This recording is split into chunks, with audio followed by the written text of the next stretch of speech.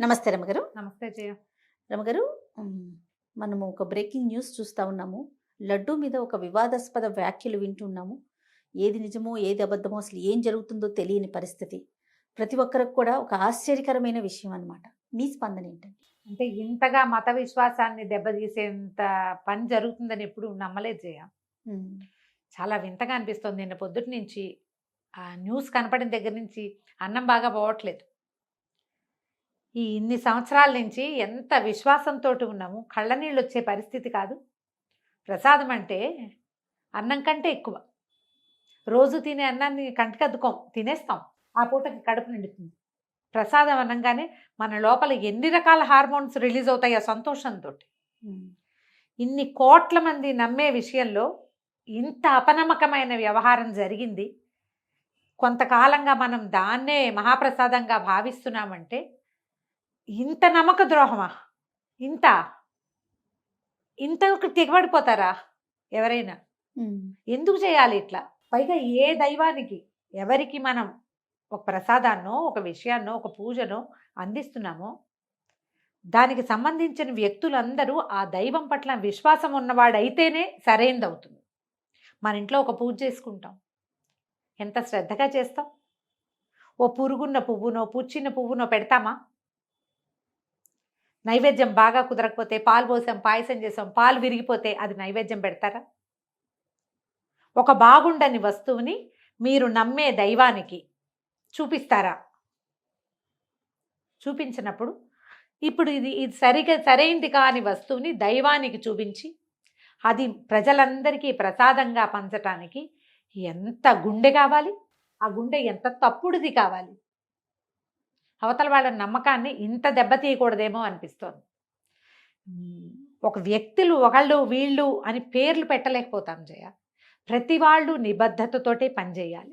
దైవారాధన నిబద్ధతతో జరిగేది. అది ఏ మతానికి చెందిందైనా కూడా ప్రతివాడు అదే విశ్వాసంతో పనిచేయాలి అక్కడ.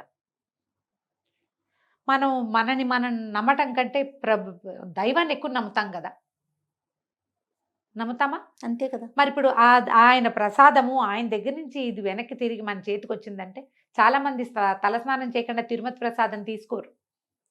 తిరుపతి నుంచి తెచ్చుకున్న ప్రసాదాన్ని దేవుడి దగ్గర పెట్టి కానీ ఇంకొకళ్ళకి ఇవ్వరు.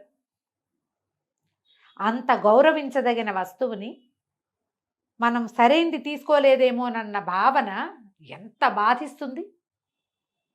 ఇంత బాధకి కారణమైన వాళ్ళు సరిగ్గా ఉండగలరా అసలు?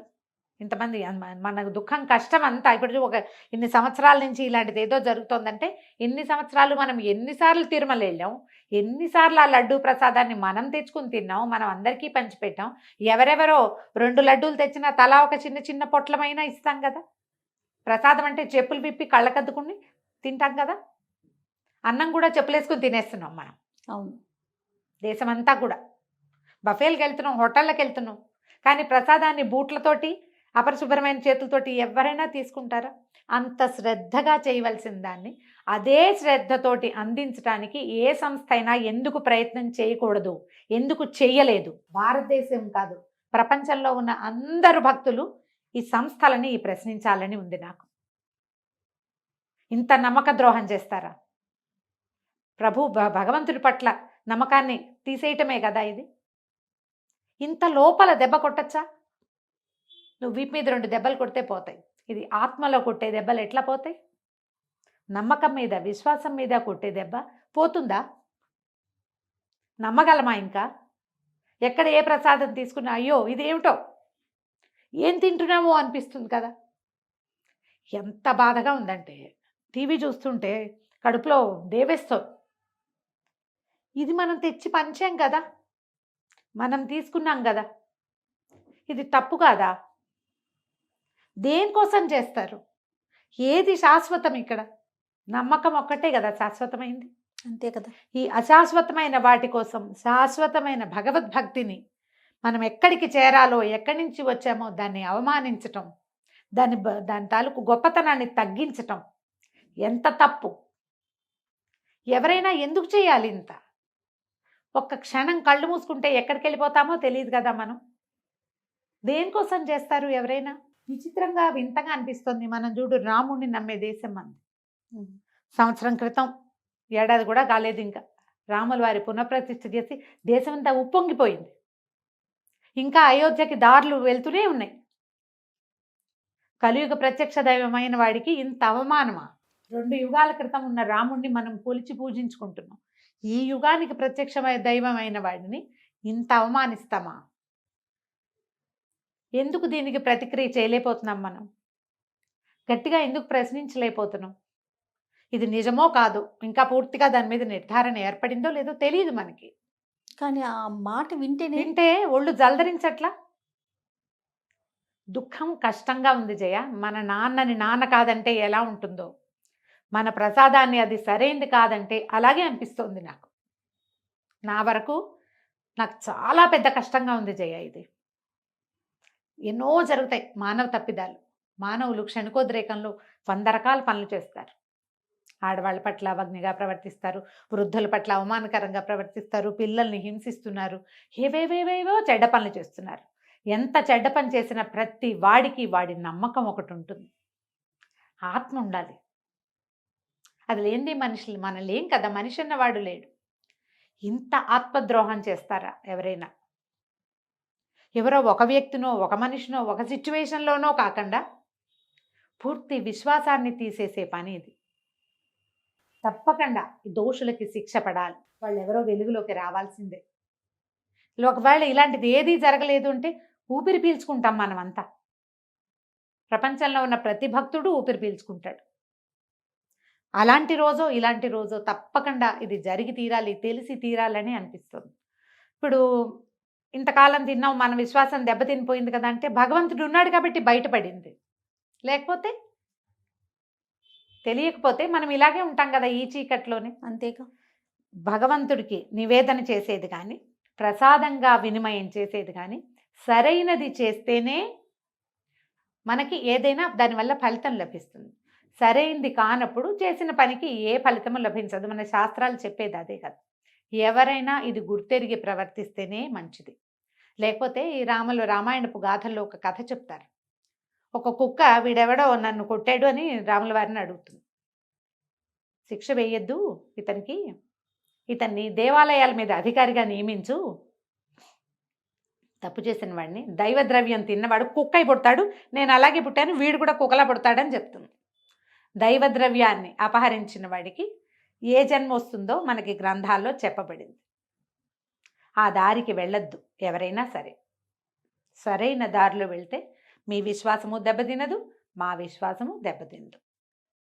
బాధగా లేదా జయ తలుచుకుంటుంటే? అవునండి. కడుపులో తిప్పుతుంది, దుఃఖంగా, చాలా కష్టంగా ఉంది. ఏమిటిది, ఇక్కడ ఎక్కడికి వెళ్తున్నాం మనం అనిపిస్తోంది.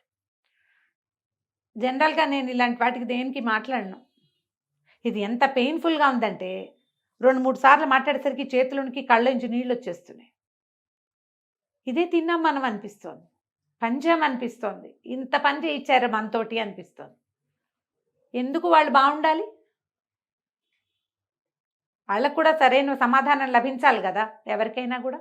దయచేసి దీన్ని ముందుకు తీసుకెళ్దాం, దీనికి సరైన సమాధానాన్ని తీసుకుందాం మనం. దానికోసం ప్రతి వాళ్ళు ప్రయత్నం చేద్దాం. తిరుమల తిరుపతి దేవస్థానం గొప్పతనం చెప్పండి. ప్రపంచం నుంచి కూడా జనాలు వచ్చి మనం నమ్మే దైవాల్లో మొత్తం ప్రతి హిందువు నమ్మేవాళ్ళు తిరుమల తిరుపతి, అదే వెంకటేశ్వర స్వామి. ఆయన ప్రసాదాన్ని ఇలా చేశారు అంటే మిగతా దేశాలకు కానీ, మిగతా ప్రపంచాలకు, మిగతా మతస్థులకు కానీ అది కలుపుతారో లేదో ఆలోచించాలి. పైగా టీటీడీ అంటే ఎన్ని వందల సంవత్సరాల నుంచి ఉన్న సంస్థ, ఎంత నమ్మకం ఉంది.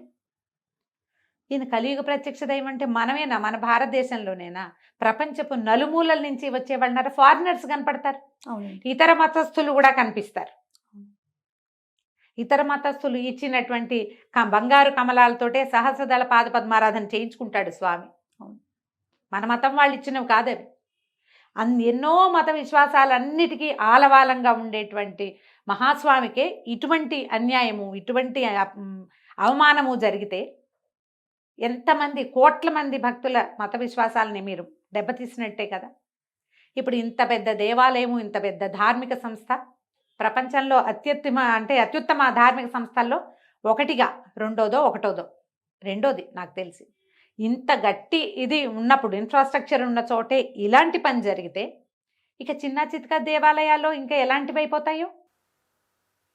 ఒక విశ్వాసం నడిచే చోట ఆ విశ్వాసులే వాళ్ళే ఎవరైతే ఈ స్వామిని నమ్ముతారో, ఎవరైతే ఈ ప్రతిమా స్వరూపాన్ని పూజించడానికి ఉద్యుక్తులవుతారో వాళ్ళని తీసుకోవాలి, వాళ్ళకే అవకాశం రావాలి. అప్పుడే కదా మనం శ్రద్ధగా చేస్తాం. మన ఇంట్లోది మనం శ్రద్ధగా చేసుకుంటాం.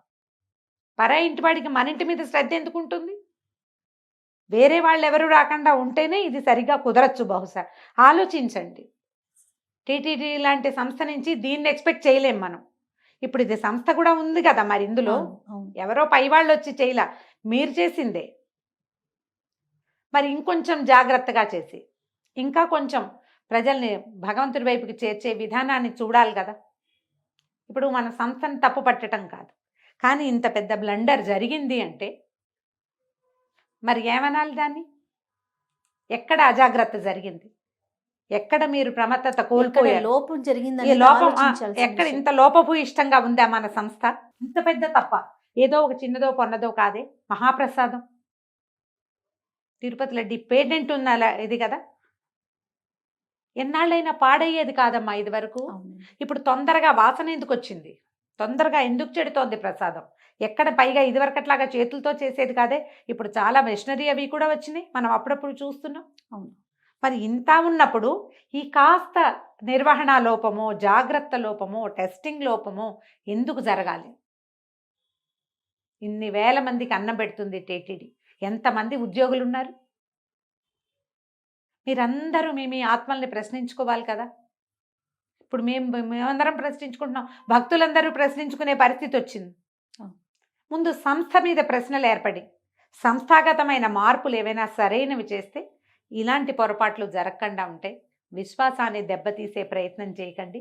మనుషుల మనగడకి మనం బతికుండాలంటే విశ్వాసమే ముఖ్యం. ఆహారం ఎంత అవసరమో, గాలి ఎంత అవసరమో, విశ్వాసం అంత అవసరం. నమ్మకం కావాలి, దైవం పట్ల నమ్మకం ఉండాలి మనకి. ఈ ఆరాధన మీద అపనమ్మకాన్ని గనక కలిగిస్తే దేశం చాలా తొందరలోనే నాశనం అయిపోతుంది. జాగ్రత్త వహించండి దయచేసి. నమస్తే రమగారు. నమస్తే జయ.